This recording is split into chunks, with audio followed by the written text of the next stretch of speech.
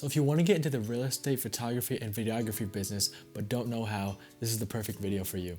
Hi, my name is Chance and I've been in the real estate videography and photography business for a little bit over a year now, and I just would like to share some of the things I've learned along the way and some obstacles I've encountered so you don't have to deal with those as well.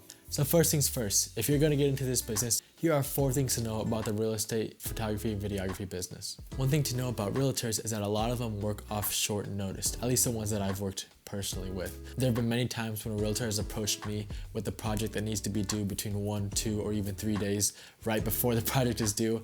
But it's important to know that these realtors are on important deadlines, so you as a creator have to take initiative, really hone in on your craft, even outsource sometimes, and find important ways and quick ways to produce your work. The second thing to know about realtors is that they require quick turnarounds. Not only sometimes will they give you short notice, but sometimes they're also expecting these videos and photos within 2 to 3 days so they can get their listing up as soon as possible. And you just have to be prepared and organized to give it to them in that manner. Number 3, realtors usually have a plan A and a plan B. In most cases, most established realtors already have a photographer. Most don't have a videographer, what I've found. Recently, Matterport has been kind of taking the scenes here, but that's not to say that photography and videography are still important.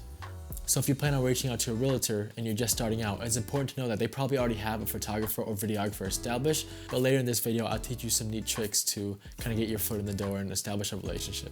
Number 4, if you want to get into this type of business, just know that you'll be very busy very quickly. On some days, I've had to shoot 2 to 3 houses and be in and out of those houses between 1 to 2 hours each. In order to be profitable in this kind of business, a good way to kind of price starting out is to look at what your competitors are charging in that area, fellow videographers and real estate photographers. Take a look at what they're charging, and I would say start a little bit below that, especially if you're a beginner. It'll help get your foot in the door, but also set the expectations beforehand that moving forward you will not be charging that rate. Typically, I found that approaching it this way will give you some profit, but at the same time get your foot in the door. And I know that that first step, getting your foot in the door, is always the hardest. And unless you're doing luxury listings, this business can sometimes be a little bit tedious. Like I said, more often than not, you'll find yourself shooting 2 to 3 houses in a day. And if you want to be making the big bucks, you want to target luxury realtors who sell homes that are over $1 million.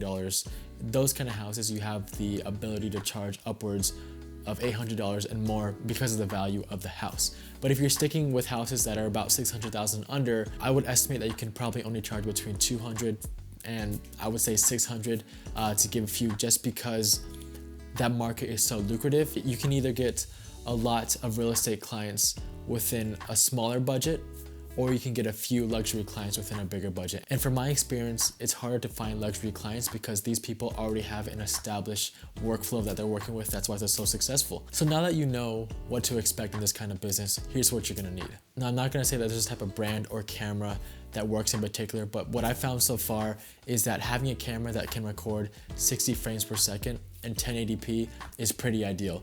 Honestly, from my experience so far, I have a Panasonic S1. It can record 60 frames per second in 4K, but I've started to realize that since these clients need a quick turnaround, these 4K files are not optimized for a lot of these video platforms. Therefore, it takes forever to edit. And for the most part, these clients don't really care whether it's 1080p or 4K, as long as you have a decent looking video that looks high quality and can showcase their property. They're not too concerned about the resolution of the video. So I would say as long as you have 60 frames per second and 1080p, you should be completely fine. In addition, you want a wide angle lens. I found that around 60 millimeters is the sweet spot. The reason why 60 millimeters is the sweet spot is because any wider and you'll start to get a fisheye look, and any tighter and it won't be vast enough to see the entire room. Third and last thing you'll probably need is a gimbal or some sort of stabilizer. When I started out, I used a fly cam just because gimbals were outside of my budget and I didn't have the money or profit to be able to purchase things like this.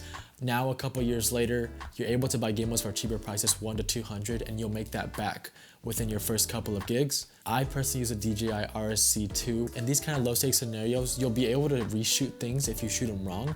So I would suggest, if you don't have the budget, go with a cheaper gimbal. Nowadays, you can't go wrong with any gimbal and you should be perfectly fine with what you're working with. Another thing that I thought of was drones. Now, in most cases, drones aren't too important, but in real estate, especially in the luxury kind of areas, they expect you to have drone. But if you're sticking to the lower end, drone isn't that much of a demand, especially if you're in tight, compact neighborhoods. And if you do need a drone, I would say go for the cheaper end. DJI just released the Mini 2 recently. As long as you have a drone that can take raw photos and take videos in 60 frames per second, that's already more than enough. I found that some realtors just want drone photos or just want drone videos, and these are different kind of packages that you can create for your clients. Now that you have all the gear and you know what to expect from the business, here's how to find your first real estate clients. So the first thing you're gonna wanna do is try to get referrals from family and friends. And I say this because since you're getting referred from close family and friends, these realtors are going to be more open to help you out, especially if you're getting started. So if you have any current realtor connections, I would prioritize those first because those types of clients are going to be the ones that want to help you out first. And typically these are going to be the ones that are more helpful. Now, if that doesn't work and you realize that, dang, I don't really have much clients to work with, if you go in the app in Zillow and you tap on each of the houses, if you scroll all the way down at the bottom, you'll find the realtor and you'll typically find their contact information. So I would suggest is go on Zillow, get these phone numbers, and I would say you want to reach out to about 10 to 15 a day. When you're reaching out to clients, it's a numbers game, and you want to make sure that you can optimize this as much as possible. When I did it, I reached out to about 10 realtors a day using this method. I had a mixture of cold calling and texting, and I found it can kind of be hit or miss when you're working with these, but like I said, the more you reach out to, the better chance you have of sealing your first client. The last way to find more realtors is to call the brokerages. And when you call them, you want to make sure you ask if you can be listed on their vendor list. Therefore, when they get new incoming realtors, they're going to have a whole list of vendors that they can choose from, and your name will be one of them. I personally haven't really received a whole lot of clientele from this kind of workflow.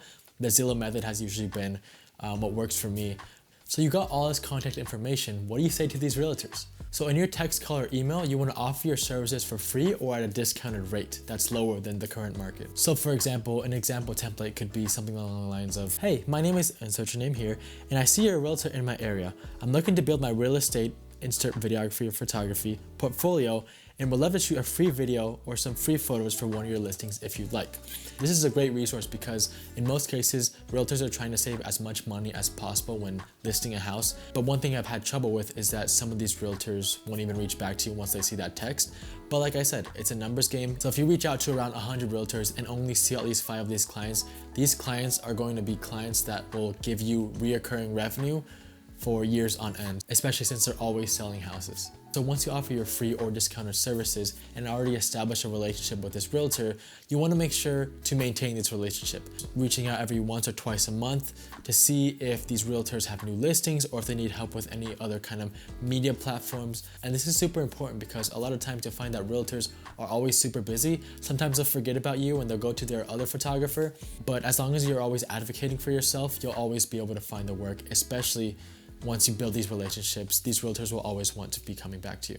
So if you learned something new today, please leave a like, a comment, and let me know what other questions you have. Like I said, I've been in this business for about a little over a year now, and currently I'm trying to transition into more of the commercial and corporate business because I've found that there's more return on investment there. At the same time, I enjoy telling other people's stories. But if you have any more questions about how to get started in this real estate videography and photography business, please drop them in the comment section below. I'll try to respond with the best input I can. But once again, I want to thank you for watching, and I'll see you in the next one.